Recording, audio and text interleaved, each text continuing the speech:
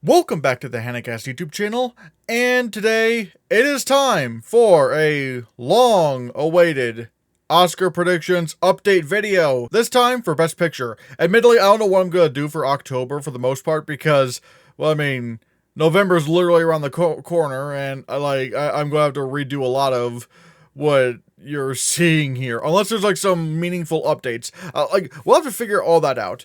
But I will say, in terms of updates, I did find a place. Thank you all so much. We're still trying to figure out, some short-term help, but luckily moving forward, if we can get through this month, it actually will be smooth sailing. And honestly, thank you all so much for your help. I literally could not have done that without you. So yeah, I might as well. Oh, and you're probably wondering, wait, why is there not a video of you? Then there's just this bouncing image of you. Well, I don't know where where the extra power strip is, because in case you don't know, I need 2 power strips to plug in basically all of my equipment. And so I can't find that for the camera.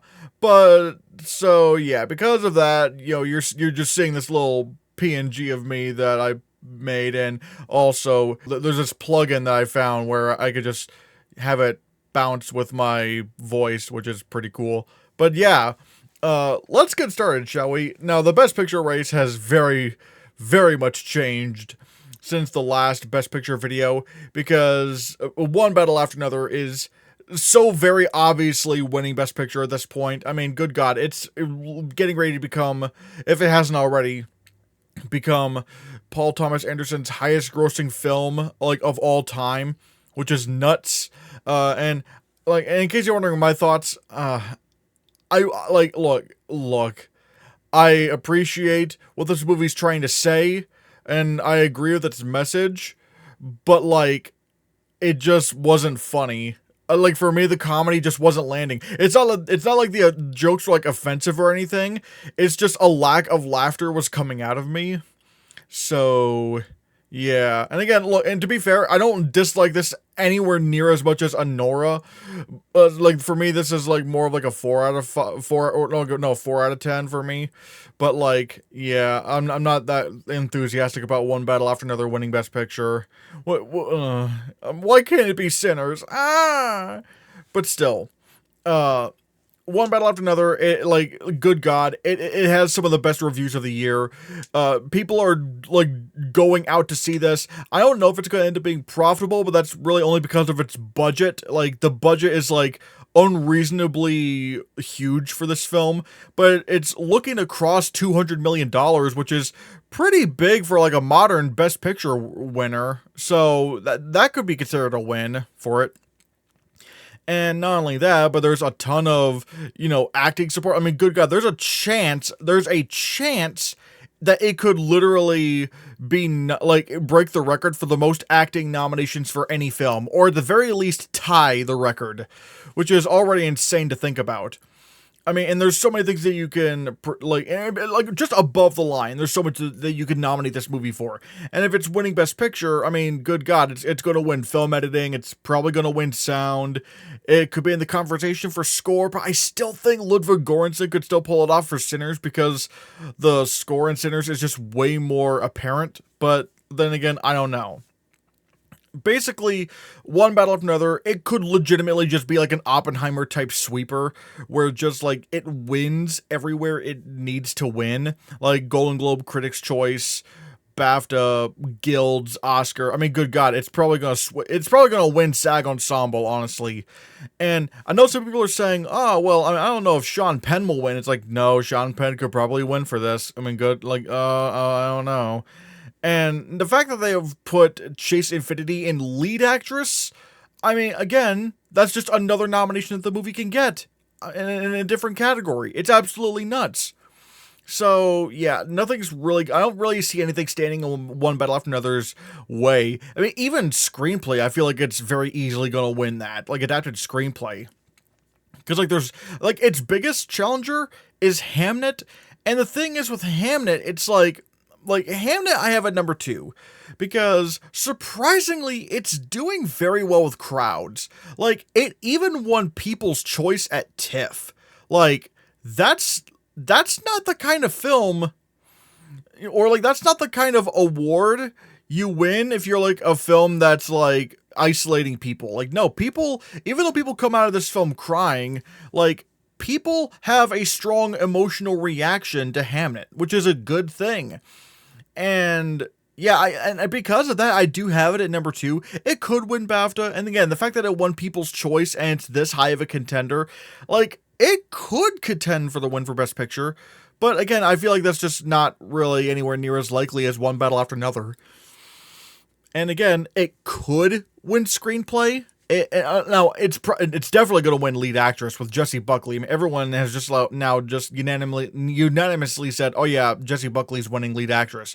Okay, but really, it's like the problem with it potentially winning Adapted Screenplay is like there doesn't really seem to be like as much passion for the, again, if it wasn't for One Battle After Another, it probably could actually win Adapted Screenplay. But the fact that it is going up against One Battle After Another, the clear frontrunner for Best Picture, and the film that's going to win Paul Thomas Anderson a lot of Oscars, I mean, come on. I mean, like, it's pretty obvious. So, Hamnet, I will have a good number 2. And plus, also, I guess some other reasons to believe that maybe what might not, you know, be winning Best Picture would be, like, you know, I don't think it's going to get nominated for SAG Ensemble. So that's a problem that it could face. And yeah, I don't know, maybe not. I guess there's also the whole thing about Chloe Zhao where it's like, and I'm not saying people should feel this way because I don't like this mentality, but people do have the mentality of, well, I mean, we already gave this person some Oscars, let's give someone new some Oscars. Again, I don't like that. I don't like that mindset. I feel like the best should win. But however, like, people have that mindset anyway, and they're probably going to feel that way with Chloe Zhao. At least right now, at least. Whereas Paul Thomas Anderson is probably, like, one of, like, the biggest filmmakers right now who does not have an Oscar. So, yeah. Like, so yeah. And then there's Sinners. And this sucks because now that One Battle After Another is winning Best Picture, or is probably going to win Best Picture, I have to take Sinners out of quite a few categories. Because, again, if you're not winning Best Picture, you can be vulnerable in some categories, especially if you're a genre film. And this is exactly where I have a dropping out of director. Because I've always said this, either Ryan Coogler is winning Best Director or he's not going to get nominated. Because, like, when it comes to the, like, blockbuster films in Best Picture, or like contending for director, they are the first ones to go. Inception, The Martian, Dune Part 2, Wicked, Avatar: The Way of Water, I'm trying to think of, oh yeah, Barbie, and then you could also make an argument for All Quiet on the Western Front, like a big spectacle kind of film like that, also getting snubbed out of director. Like, goddamn, it's like, so yeah, I feel like Sinners is going to end up being the unfortunate victim of being the blockbuster in Best Picture that gets taken out of director in favor of the more, like was it, like, what's the word, like, I don't want to say highbrow because I would consider Sinners highbrow, but they're probably good. But considering there's, like, you know, a bunch of like other films contending for, because obviously, like, Paul Thomas Anderson, he's gonna win Best Director, easy. Chloe Zhao probably gonna get nominated as well. And then you have, like, the 3 international films, Sentimental Value, No Other Choice, and It Was Just an Accident. And we'll talk about those here in a bit. But, like, if they're in Best Picture, they're going to get nominated for director. I don't care who you are. Like, they're going to get nominated for director. So, yeah, it's really tough. It's really hard to figure out. But still. But, yeah.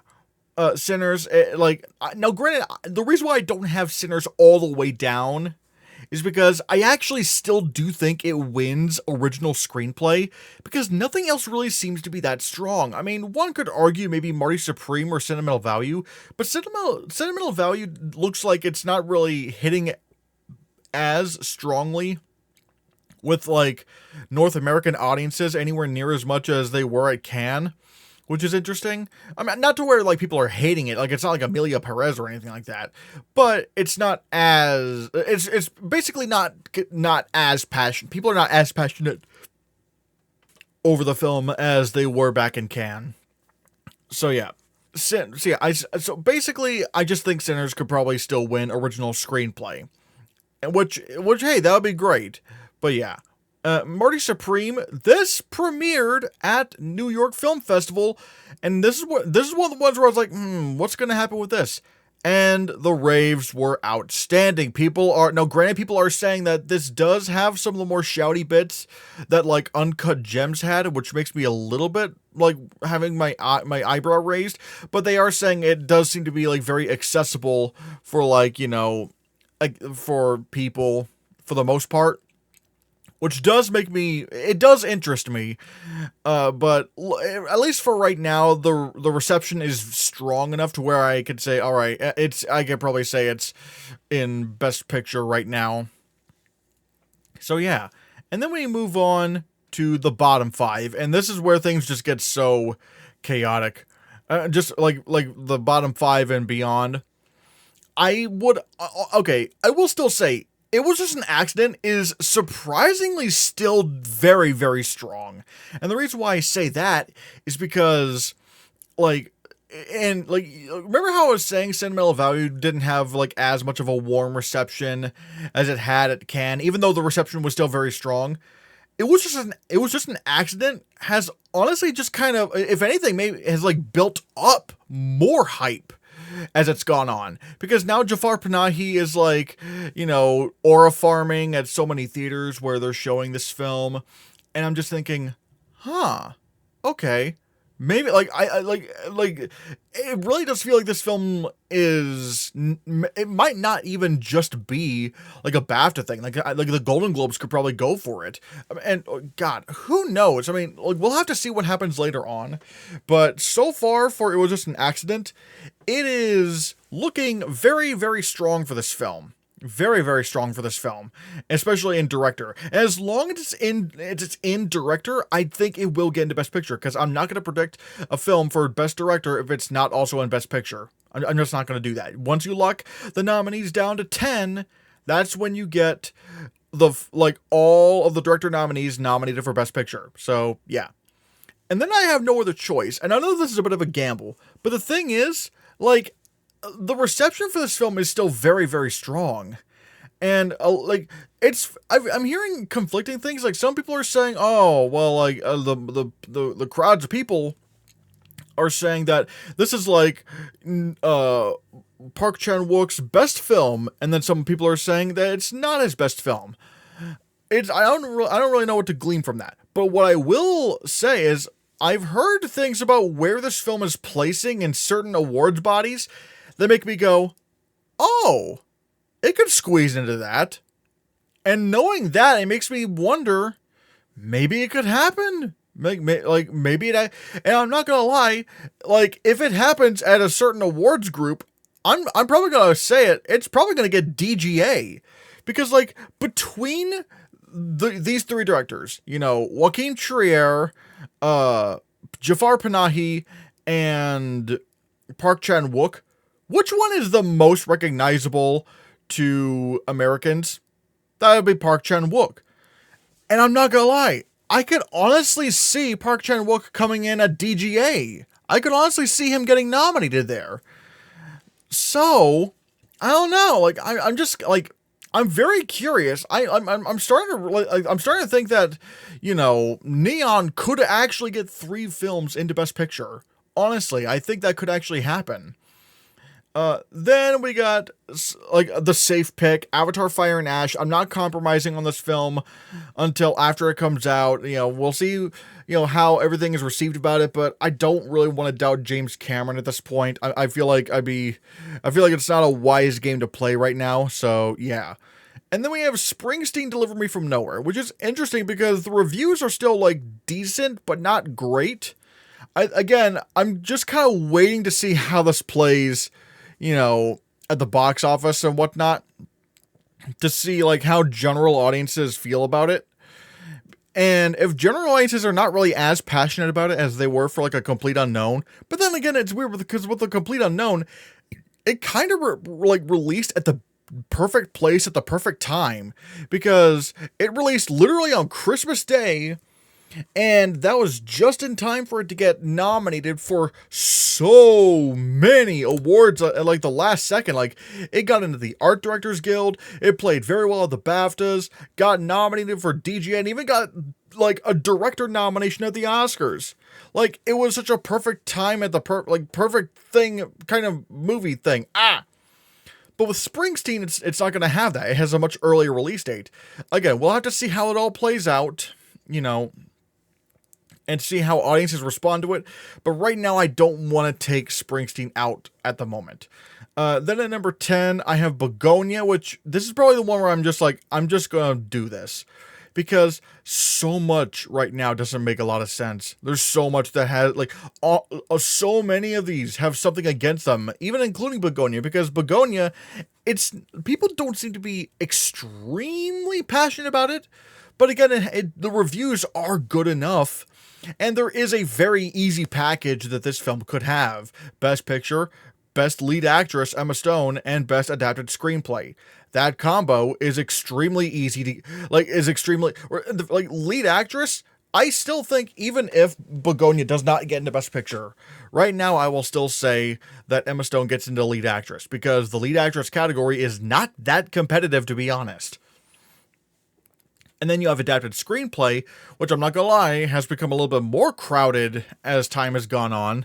But I could see this getting nominated for adapted screenplay as well.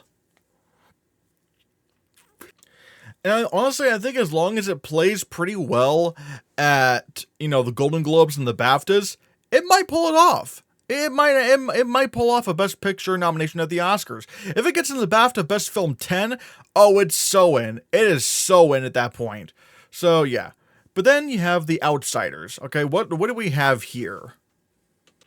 And this is where we get, is this thing on? Now, this is one I've been very much keeping my eye on, and honestly, I'm still kind of keeping my eye on it. And now it has premiered at New York Film Festival, and it's interesting to see where this is right now, because the reviews seem to be pretty good. It has like a 3.6 on Letterboxd, a 73 on Metacritic, but the highest one is Rotten Tomatoes, where it has like a 7.9 out of 10. At least average rating, with the percentage being 94%. So what it's telling me is that this is a pretty agreeable movie in a way. And let me look. Yeah, it's doing better than Maestro was on Rotten Tomatoes. It's just really hard to say right now. It's really kind of, I guess it's also doing better than, Maestro on, on Letterboxd and stuff. But again, it's just really hard to say where this film lands. Because, it's not like a big biopic like Maestro was, but it also is more well-received than Maestro was. Really, the biggest the package I could probably see with this film would be, Best Picture, Best Lead Actress, Best Original Screenplay, and that's probably it. Maybe supporting actor and lead actor, but that would be insane. Or maybe you could just take the Nickel Boys, Women Talking, Past Lives package of just Best Picture and Best Original Screenplay. I mean, even though granted a lot of those were adapted, but you know what I mean. The screenplay picture combo. That can happen, and it has happened 3 out of the 4 times where we've had the locked in 10 Best Picture nominees, at least, in the modern era. So, I don't know. I still think, is this thing on is definitely still in the conversation. I'm not ruling it out. I mean, hell, it could just get in. This is just a bunch, it's probably, this and The Testament of Anne Lee are probably the only things that Searchlight has right now, because Rental Family's gone, it's dead, it's buried, no one cares about that movie. It premiered at TIFF, and no one cared. And that's honestly probably why Searchlight acquired The Testament of Anne Lee, because they literally have nothing else other than it was this thing on. But even then, with and honestly, because of the fact that Searchlight acquired it, I am taking the Testament of Ann Lee a little bit more seriously than I was initially, because a lot of people were saying this is not really an Oscar movie. Well, I mean, to be honest, like now that this is like one of the only things that Searchlight has, they could campaign it, but it is going to be weird. It's like, who's going to nominate this? I am very curious to see where this will go come award season, or how, passionate people will be over this film. So it is hard to say. Like I said, is this thing on in Testament of Ann Lee? These are like the only things that that Searchlight really has. So yeah, and honestly, like there is a chance that we just might have a Searchlight-less Best Picture category this year. But again, I am considering these two. And I'm putting Wicked for Good at number 13 because, man, I don't know. Like I know a lot of people still have it in. I'm still a little bit worried about not only the sequel thing, but also the fact that people say that the second act of Wicked's not as good as the first act of Wicked. But also I've heard that they're trying to change some of the flaws, but we'll have to see. I know there's been like one reaction to this film that was glowing, but that was from like some gossip person, not even a film critic, just some gossip person who was already interviewing John M. Chu. So like, do I really want to believe that reaction? I don't know. I'm going to take that with a very small grain of salt. I don't really want to take much stock in that. So what do?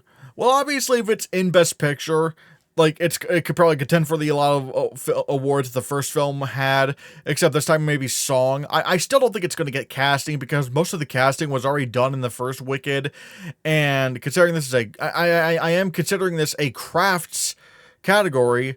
Usually in the craft categories, they don't really go for, like, the overdue narratives. Like, I know people are saying, well, they didn't get to nominate the first Wicked, so now they can. But it's like, that sounds like that sounds like something that someone who isn't a casting director would do.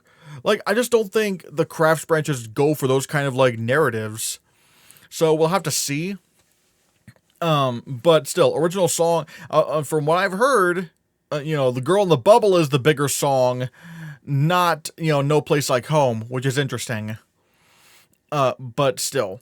But I don't think even if it were in Best Picture, I don't think it's going to get 10 nominations. I don't think that, because it's still a sequel, and I don't know. The sequel, I think it's just the sequel bias thing that could keep it away. I mean, good God, yeah. Now, what do we have next? Oh, yeah. God, I don't know why I always keep forgetting that. Okay, next, Train Dreams. I am putting this on the list purely because this is the only film from Netflix that has been, like, unanimously praised. Like, this is their best reviewed film this year. I did have in House of Dynamite, but however, the weird thing is, like even despite it doing extremely well over at Venice, the mid to negative reactions have been pouring in more and more, and now it's dropped out of the 80s on Metacritic. I'm like, uh-oh, that's not good. Maybe I should have doubted Catherine Bigelow all along. Because, like, I should have known, like, hearing more and more about this film, it's like, of course this was going to be a Netflix, like, thriller content movie. I feel gaslit. I feel so gaslit right now, because I was kind of on the money, and people are saying the exact same things that I was theorizing before, but everyone called me crazy. I'm just like, But yeah, whatever. Okay, I just like seeing my little guy bounce up and down. Wee, wee, wee, wee, wee. Okay, anyways. But yeah. Train Dreams, it's the most acclaimed Netflix film of the year. This would have to be, like, just a full-on, like, critics thing that they just push. Like, the Critics' Choice would have to, like, this would have to be, like, such an organic response on the level of, like, All Quiet on the Western Front. Maybe not as hard, because, like, this is not going to be, even on its best day, it's not going to get 9 Oscar nominations, no way. But still, it, like, there are still some things that this film could compete in, so there is that to consider. House of Dynamite, I mean, again, if this were in Best Picture, this would easily contend in categories like editing, sound, score, original screenplay. But now that it looks like it's falling out, it's like, I don't know, it might end up being a no nominations movie, to be honest. So, yeah. Then we have some more films. We have The Secret Agent. Now, again, this is also playing very well. But the problem is, this is the 4th Neon film. And look, I'm already risking it by putting 3 Neon films in Best Picture. I'm already risking not only 3 Neon films in Best Picture, I'm risking 3 Neon films in Best Director. I can't do a 4th. That's just too many. No, there's no way Neon is that powerful where they take up nearly half of the entire Best Picture lineup. But yeah, still. Jay Kelly, I guess because, there's just... from what I understand, Jay Kelly is gonna be like Netflix's main push. Actually, I don't know if it was that or Frankenstein, but like I don't know. The reception for Jay Kelly was not as strong as we thought it would be. Now, granted, the reception did get better, once it came to North America, but it wasn't like a night and day improvement. It was just like, oh, it kind of got slightly better. So I don't know. I don't know what to do there. And then there's Frankenstein, which admittedly the reviews have been climbing up ever since it first premiered in Venice. But I guess the problem is it's still the whole Frankenstein thing. It's like, it's still not, like, I don't know. I just don't know if they're going to actually nominate a film for Best Picture that's a Frankenstein movie. And I know some people are going to say, well, Poor Things. Like, Poor Things is not literally Frankenstein. Where the Frankenstein's not in the fucking title of the movie, is it? So, no, So yeah, which is weird because like Frankenstein could potentially win like 3 Oscars. It could potentially win makeup and costumes, which it doesn't need Best Picture for. Maybe production design, which I feel like it does need Best Picture for, because that category has been very correlative with Best Picture for a very long time at this point. So yeah, I don't know. Now, granted, if it does get into Best Picture, then yeah, I think it does actually win costumes, makeup, and, production design. As it stands right now, I think it could probably just win costumes and makeup, but not production design. But it'd be kind of weird if it did win production design. But again, it's also like, I don't want to predict a non-Best Picture film to win that because... like last time we thought it would happen, we thought Babylon would win, and then it lost to All Quiet on the Western Front, a film that won in no other precursors, not even the BAFTAs, which actually gave the damn film Best Picture. So I don't know. I don't know what to do there. It's really tough. So yeah. Then we got Wake Up Dead Man. Again, I think it's just going to be kind of simple. Golden Globe, maybe PGA. I don't know if Critics' Choice is going to go for it, because it's not making as big of a splash as, Glass Onion did, but still. At the very least, it's going to get, the Golden Globe. Probably PGA, and probably it's going to be nominated for Adapted Screenplay. Who are we kidding? It's about as well received as the other 2, so it's like, yeah, so why not? And then there's The Voice of Hind Rajab, which I don't know if it's going to happen. It's probably not going to happen. But again, the reviews for this film are extremely strong. But again, it didn't even place at TIFF anywhere, so it kind of makes it hard to argue for. And then for the last 2, we have The Smashing Machine, which at this point, it's probably kind of done because it's not doing well at the box office. People like it, but they don't really seem to love it. But I guess the reason why I kind of have it in the bubble somewhere is because it could get a lead actor nomination. It could get a supporting actress nomination. It's definitely going to get makeup nominated. But people just don't really seem to be very passionate about The Smashing Machine. They seem to like it, but they don't seem to love it. And again, the fact that it's not even doing well at the box office, it's just gonna be like, okay, well, yeah, I don't know. And then War of the Worlds, because, yeah, War of the Worlds is obviously gonna happen, So, yeah.